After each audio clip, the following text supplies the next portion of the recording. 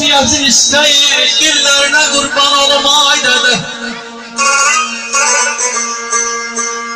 İstəyirəm səhvim istə döyəsən, əllərinə qurban olum ay dədə, ay dədə.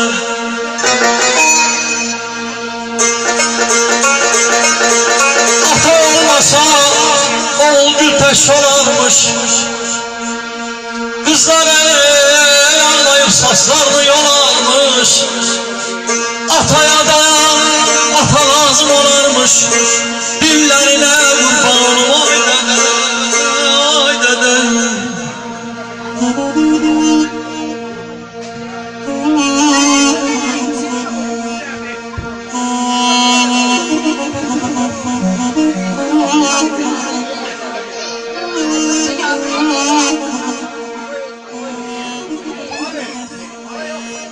Melası ayda balam ata yeri, görmeyesiz ey zavallı bu dünyada boş apayı. Aman ay ay ay ay aman.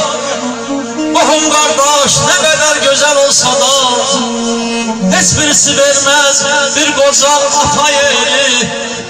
Əziyəm ayd olsun, gecə olsun, ayd olsun.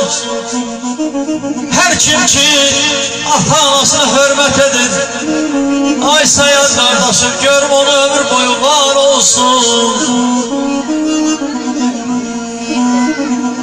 Bacılar bu işin şehir desinler. Anaların anasısan.